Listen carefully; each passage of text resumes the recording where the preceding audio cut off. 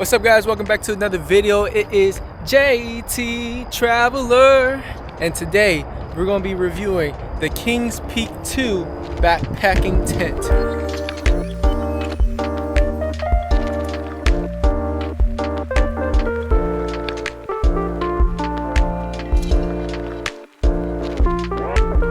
So if you guys saw the last video, you will have seen that I went bike packing with this here tent.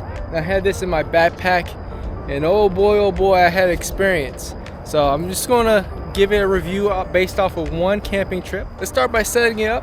I have relatively even land right here. The Zizzo is the vehicle I used to bring it here. I'm gonna set it up right here where the Zizzo is, and we're gonna show you what it looks like. Now the outside bag is a pretty good material. This is the same material I believe that you'll find on the rest of the tent, but yeah, it feels pretty good, high quality.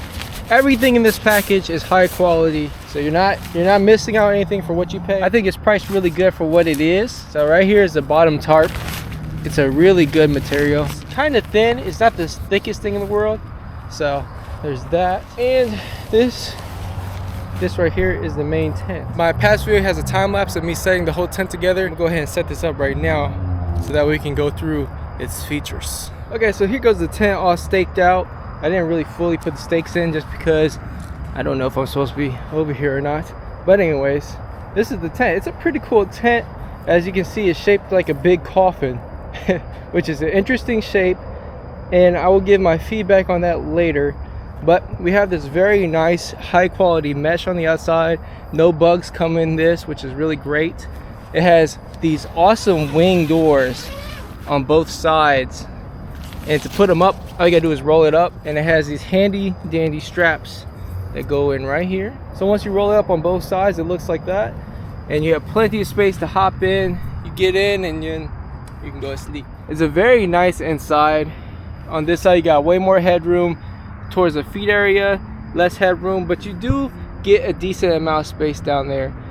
The bottom quality material is thin, but I think it'll hold up over time. The poles have this interesting arch design to them, has bends on the corners, and they're very strong. So where I went camping, it had a lot of wind in that area, and once I put on the Rainfly, the tent didn't move at all. It was really sturdy and stable. Once you got all the stakes down, you have no worries about this tent flying away into the sunrise. Now, the elephant in the room. Yes, this tent does indeed smell really good. It smells really good. It smells like the pool material, like you're about to go hop in the pool on a nice summer day. So I appreciate that aspect. Go around the outside some more. You have a panel right here. You have more mesh here. You have a mesh on the sides for more ventilation. That could be good or bad based on how you want to see it. When I was laying down, it was pretty cold outside, so I was getting hit by wind and my face level. So I did notice a draft just because it wasn't protected. Coming around the other side, here goes the front of the tent where your feet go. There's another door on this side, exactly the same as the other. One thing I forgot to do is hook these clips on. All right, let's go ahead and go inside the tent and see how it feels. So as we go inside the tent, it does feel very spacious for one person. Now if I have a second person in here, it would be cramped around the feet section, but up here towards the head of the tent, I think you got plenty of room for a second person. Now if you want to put two mattresses in here, I'm gonna show you the blow up mattresses that I have. I do not believe they will fit, just because the foot section is so narrow. You get plenty of headroom to sit up in this back section. You get pockets right here, 2 pockets on this side, 2 pockets on this side, and you get this nice mesh over you, letting in all the breeze. Doors on each side. It feels very nice in here, nice and cozy. Let's go ahead and put on the Rainfly. The stakes are good quality, but they are heavy. All right, so this is what it's looking like with the Rainfly on. As you can see, bugs are trying to get in already. But I kind of like this design a lot because you have a lot of room right here. I stored my tent seat right there because I didn't want to put it up. We have a lot of space for your gear on that side, and the same as well on the other side. It also covers the whole tent, so when it's raining, I don't think you have to worry too much, just because all the rain will be falling at least an inch away from your tent. The Rainfly itself is a really good material. All right, and this is how it looks on the other side with the flap closed up. And like I said, I do like this design and the logos. The stakes are tacky right now just because I'm kind of rushing. You know what I'm saying? Sun's going down. Let's go ahead and go inside and see how it feels. All right, so with the Rainfly on, you get a whole lot of privacy in here. It doesn't feel claustrophobic just because the Rainfly is far away from the actual tent. So it feels a lot more spacious in here just because that. It feels like you kind of have your own little porch on the outside. So it's pretty cool. And you got that on both sides as well.